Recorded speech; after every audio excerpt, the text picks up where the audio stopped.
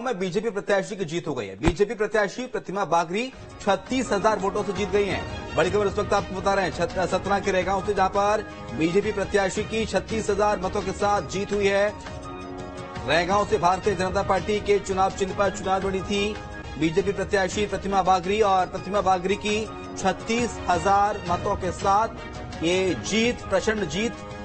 लगातार भारतीय जनता पार्टी की कई विधानसभा क्षेत्रों में जीत हुई है। 160 प्लस ये आंकड़ा मध्य प्रदेश में पहुंच गया है और प्रतिमा बागरी सतना के रेगांव विधानसभा सीट से 36,000 मतों के अंतर से जीती हैं। तो बड़ी बढ़त लगातार बना रखी थी शुरुआत से इन्होंने, जब से काउंटिंग हुई, और 36,000 वोटों के से जीत गई है प्रतिमा बागरी।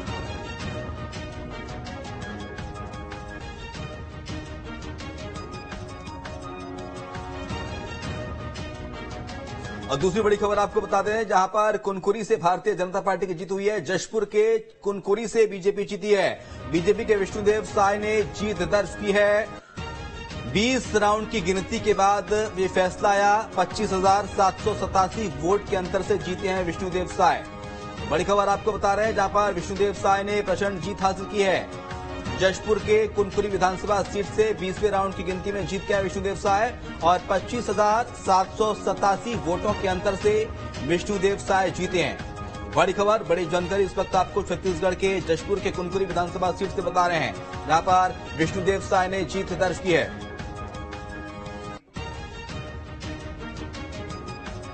और अगली बड़ी खबर आपको बता दें, मध्य प्रदेश की शिवपुरी से, जहां पर करेड़ा विधानसभा सीट से बीजेपी ने जीत दर्ज की है। बीजेपी के रमेश खटीक 1204 वोटों के अंतर से चुनाव जीते हैं। जी हां, 1204 वोटों के अंतर से चुनाव जीते हैं करेड़ा विधानसभा सीट से भारतीय जनता पार्टी के प्रत्याशी रमेश खटीक। बड़ी खबर इस वक्त आपको बता रहे हैं, जहां पर शिवपुरी के करेड़ा विधानसभा सीट पर भारतीय जनता पार्टी की जीत हुई है, और 1204 वोटों के अंतर से बीजेपी के प्रत्याशी रमेश खटीक ने जीत दर्ज की है। शिवपुरी के करेड़ा विधानसभा सीट पर बीजेपी की बड़ी जीत हुई है और रमेश खटीक चुनाव जीते हैं।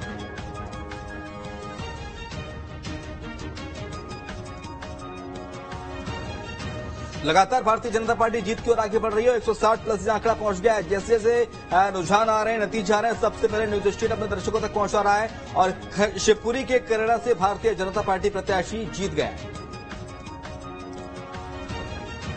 और खरगोन से बड़ी खबर मिल रही है, जहां पर भिकन गांव से कांग्रेस को जीत मिली है। जी हां, कांग्रेस की झूमाबाई सोलंकी जीती हैं। 440 वोटों के अंतर से झूमाबाई सोलंकी जीती हैं। बड़ी खबर इस वक्त, जहां पर भिकन गांव में कांग्रेस को बड़ी जीत मिली है। कांग्रेस की झूमाबाई सोलंकी 440 वोटों से जीती हैं। बड़ी खबर इस वक्त आपको बता रहे हैं। तो कांग्रेस का यहां पर खाता खुलता हुआ नजर आ रहा है, जहां पर झूमाबाई सोलंकी जीती हैं भिकन गांव से। जी हां, खरगोन की भिकनगांव विधानसभा सीट से कांग्रेस को जीत, और कांग्रेस प्रत्याशी झूमाबाई सोलंकी ने जीत दर्ज की है। 440 वोटों के अंतर से जीती हैं झूमाबाई सोलंकी।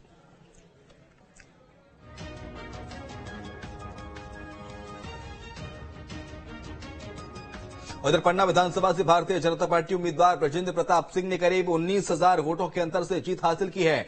जीत हासिल करने के बाद ब्रजेंद्र प्रताप ने क्षेत्र की जनता का आभार व्यक्त किया है। इसी के साथ उन्होंने कहा कि हमारे सहयोगी गणेश विश्वकर्मा ने ब्रजेंद्र प्रताप सिंह से खास बातचीत की। क्या कुछ कहा ब्रजेंद्र प्रताप सिंह ने, सुनिए। तीनों विधानसभा में से सर्वप्रथम पन्ना विधानसभा का रिजल्ट आ चुका है, और यहां से प्रत्याशी भाजपा के मंत्री ब्रजेंद्र प्रताप सिंह चुनाव जीत चुके हैं। करीब 19,000 के भारी मतों से उन्होंने चुनाव जीता है। उनसे बात करते हैं कि आखिर इतनी बड़ी जीत का श्रेय किसको देंगे और किस प्रकार से अब क्षेत्र के विकास को आगे ले जाएंगे।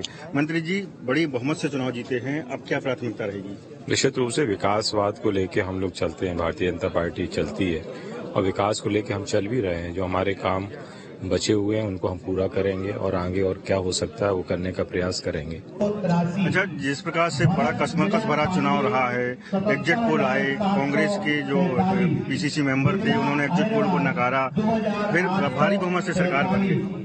देखो, अब कोई हार, यदि कोई एग्जिट पोल उनको हार का बताता है तो कौन एक्सेप्ट करेगा नेशनल चैनल पे या स्टेट के चैनल पे कि मैं हार रहा हूं? तो उनको तो नकारना था ही।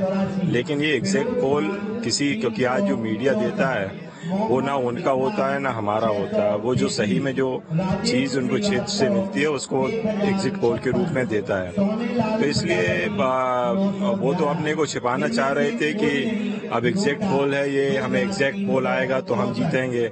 आज एग्जैक्ट पोल भी आ गया तो वो तो कहीं नहीं रह गए, उससे ज्यादा सीटें मिल गई जितना एग्जिट पोल बता रहा था। अच्छा, लाडली बहन फैक्टर चला है, लाडली बहनों को क्या कहेंगे? निश्चित रूप से वो बहनों ने बहुत आशीर्वाद दिया है भारतीय जनता पार्टी के प्रत्याशियों को, सिर्फ ना पन्ना जिले में बल्कि पूरे प्रदेश में। और इस योजना को एक्चुअली आपने देखा होगा कि पहले कांग्रेस ने लाडली बहना योजना के नाम से पैसे देने की बात कही थी, लेकिन जब 17 महीने की सरकार आई एक बहन को नहीं दिया। इसलिए उन पे उन्होंने विश्वास, अभी फिर से उन्होंने बात अपने वादों में लिखा था लेकिन नकार दिया बहनों ने। जो दे रहा है उसको उन्होंने माना और उन्होंने उसका आशीर्वाद भी दिया। क्षेत्रवाद पर विकासवाद भारी हुआ है। निश्चित रूप से, क्योंकि मुझे ये समझ में नहीं आता, क्योंकि पन्ना विधानसभा एक पूरी विधानसभा है। पन्ना विधानसभा का मैं भी रहवासी हूँ। अब ऊपर घाटी नीचे के आदमी को टिकट मिली, ऊपर के अलग मिली, तो उनके साथ क्षेत्रवाद मचा दो। ये कांग्रेस की हरदम राजनीति रही है कि क्षेत्रवाद मचाओ, जातिवाद मचाओ, तुष्टीकरण की राजनीति करो, भ्रष्टाचार की राजनीति करो और कुछ भी अनर्गल बातें करो और उस हिसाब से राजनीति करो, लेकिन जनता ने सब नकारा है। Thank you. ये थे मंत्री बृजेंद्र प्रताप सिंह जो करीब 19,000 मतों से चुनाव जीते हैं। उन्होंने क्षेत्रवाद और विकासवाद पर भी बात की और अपने जीत का श्रेय अपने शीर्ष नेतृत्व और पन्ना विधानसभा की जनता को दिया। Ganesh Vishwakarma, news state, Madhya Pradesh, Chhattisgarh. तो चलिए चर्चा पे आते हैं। हमारे साथ बाबूलाल जी हैं, वरिष्ठ पत्रकार हैं छत्तीसगढ़ से। हमारे साथ दिनेश हैं, दिनेश जी वरिष्ठ पत्रकार मध्य प्रदेश से हैं और शिवम हमारे साथ भारतीय जनता पार्टी के प्रवक्ता हैं। लेकिन शिवम, आप ही के पास आऊंगा। बधाई दे दूं आपको, मध्य प्रदेश छत्तीसगढ़ दोनों ही राज्यों के लिए प्रचंड जीत की ओर भारतीय जनता पार्टी बढ़ती हुई।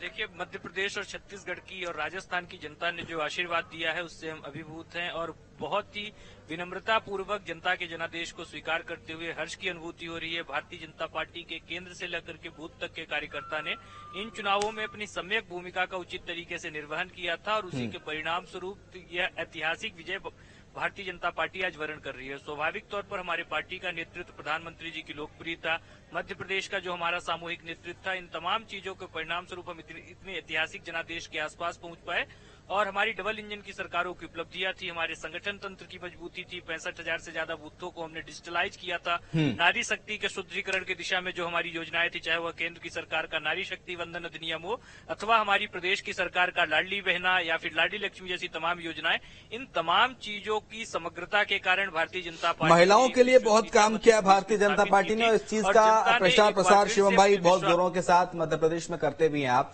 चाहे लाडली बहना योजना की बात करें, लाडली लक्ष्मी योजना की बात करें या गांव की बेटी योजना की बात करें, हाल ही में आपने संसद के दोनों सदनों में नारी शक्ति वंदन अधिनियम भी पारित करा दिया है, कानून अब बन गया है।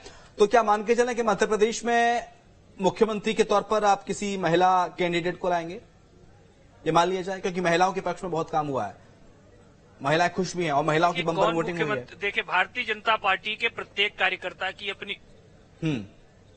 देखिए, भारतीय जनता पार्टी के प्रत्येक कार्यकर्ता की अपनी उपयोगिता है। हमारे यहाँ मुख्यमंत्री कौन बनेगा, कौन किस रूप में जनता की सेवा करेगा, इसका निर्णय केंद्रीय नेतृत्व के द्वारा लिया जाता है, जो जन भावनाओं की पूर्ति करने के लिए, जो कार्यकर्ताओं के विश्वास को कहीं न कहीं अर्जित करने के उद्देश्य से किसी भी व्यक्ति को मुख्यमंत्री या किसी अन्य दायित्व तक पहुंचाती है। बाकी पूरा हमारी इस बात को हमने मध्य प्रदेश में स्थापित किया है।